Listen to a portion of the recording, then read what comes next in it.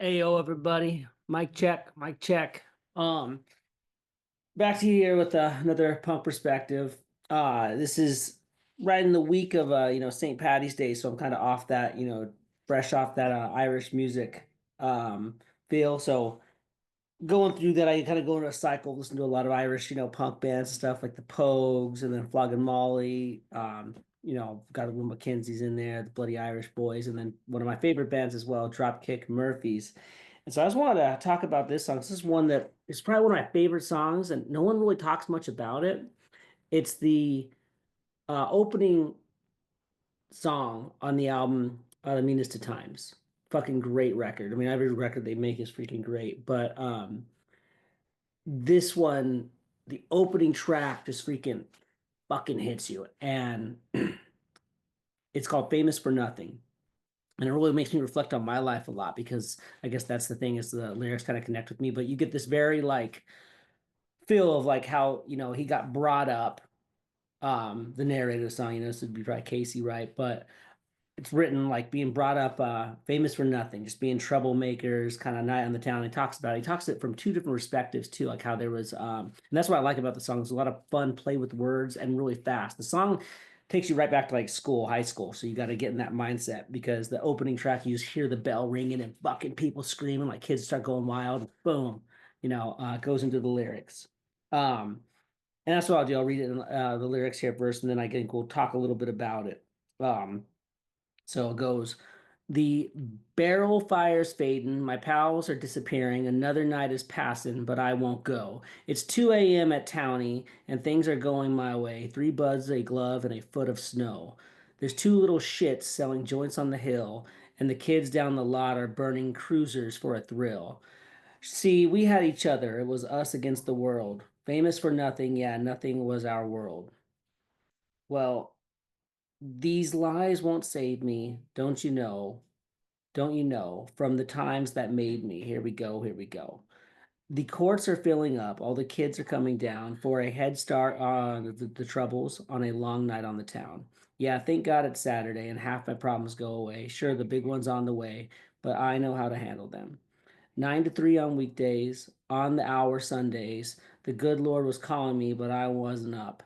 From the convent to this factory and over in the sacristy, I'm a goddamn travesty, and that's just my luck. Their gang went my way for basketball. Our gang went their way for the alcohol. When we met, it wasn't pretty at all. Still, the bells of St. Mary's kept ringing. 9 to 3 on weekdays, on the hour Sundays. Jesus Christ was calling me. Here we go. Their gang went my way for basketball. My gang went their way for alcohol. When we met, it wasn't pretty at all. Still, the bells of St. Mary's kept ringing. And then it finishes off with that same verse. So, talking about it a little bit. So, a lot of like, it's Boston, right? We know Dropkick Murphys. Every fucking person in the world should know that Dropkick Murphys came from Boston. Most famous song they have is "Shipping Up to Boston," right? Um, and so that's kind of some things in there you kind of have to learn about from the town like when it's 2 a.m. at Townie, it's talking about like the center of town, right? And there's like a lot of nicknames for it. Like, people from like, the Irish neighborhoods, it's called like from South Boston, it's called Southeast. Um, and so his pals are disappearing. So it sounds like, he was probably from, he was either like a Southie, maybe part of a townie. And the area they're going to, and they say it goes up into the lyrics to where um, there's two little shits selling joints on the hill. The hill is Eagle Hill, which is actually like a really nice neighborhood where a lot of people would usually, had private schools, things like this, maybe Catholic schools, probably big, and they would usually send their kids over to that side of town, like maybe the townie, this, the center of town, what have you, for basketball. This is my interpretation, right? This is how I get it. It's sure maybe a lot. If you're from Boston, you probably know way more about it. But um, so they would go, those all those kids, which are probably pretty good kids, would go and go to his side of town for or town. He would go to play basketball, and their side would go over to Eagle Hill, their areas to get alcohol, sell joints, do shit like that. Because also one, when you're in a bad neighborhood, you're gonna have a bigger chance of getting caught. When you're in a good neighborhood, you can blend in more. And it was apparently like a common theme. If you read about Boston stuff, like yeah, all the a lot of people always bought drugs and stuff from the fucking they would hide out and do things over like near Eagle Hill or whatever because it was a better side of town. You could be more inconspicuous, etc. And then there's these double entendres where I feel like it's pretty cool how he plays the words to where the chords are filling up. So I think you got the basketball chords, those kids that and Boston's huge on their Celtics, right? They're huge into all their sports, the Red Sox, etc., what have you. But they got those courts are filling up from for basketball, and then their other court I'm filling it with, especially his friends are disappearing and troubles and stuff. There's also the courts of legalities, that getting in trouble and disappearing, going to jail, that sort of thing. And I like in the lines too, he says, these lies, where is that here? Boom, boom. When these lies won't save me, don't you know from the times that made me. So he's even kind of bullshitting himself through the songs about how great it was and stuff. I mean, you hearing about them burning cruisers, probably drag racing, burning, fast cars, drag racing, fucking through the streets, just having fun. Just a total up to mischief song. And that's why it goes in famous for nothing, just fucking recklessness. Um, kind of get, feel kids getting, put in jail, living life hard, and then you got this very Irish element of this Bell of St. Mary. St. Mary is a famous Catholic church in Boston, where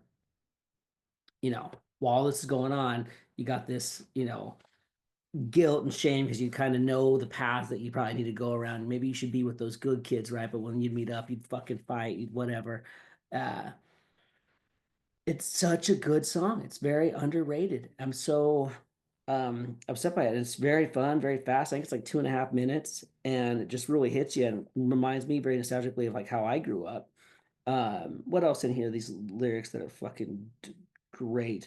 Oh, the referencing on 9 to 3 on weekdays on the hour Sundays. And I was like, what is that? Is that like the church thing? And part of it is like a play when you hear it, like, oh, that's like the hours to go to church or whatever. Maybe it is, but it's also actually visitation times. So you can visit people in jail 9 to 3 and for an hour on the hour on Sunday. So it's like a very again, play on words, you get that double feel, and so the song's played with like that mischief and nostalgic, but you can almost hear it from the two sides, right? Like these guys that are super into the basketball, doing their thing, maybe want to be the next Larry Bird or some shit, but doing the right thing, going filling up the courts, the basketball courts. So you got this whole field there. Then you got the other side that are probably these punk hooligan kids that are selling alcohol, drag racing, selling joints up on the hill. And when the two would meet, probably a little, chaos would go. They didn't like each other. They had two very different views on how they want to go down in life. And you got the Bells of St. Mary's religious, like, aspect of things of like, which path should you be going down? So yeah, just kind of fresh off the Irish punk and shit. Um, St. Patty's Day, and this song just always hits me. Such a great opener to a great fucking album, back to back, The Meanest of Times. So a little shout out, to this song, Dropkick.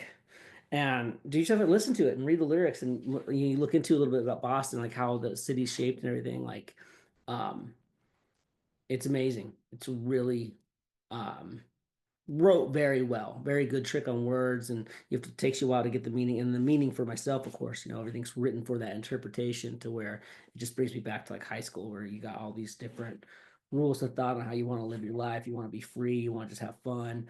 Other people are going to take it and their fun might be, jocking it up, basketball, better size of town, different kind of family aspects and shit, just different things, the little slangs that they have in their townies and on the hill and just you know it's great, great song.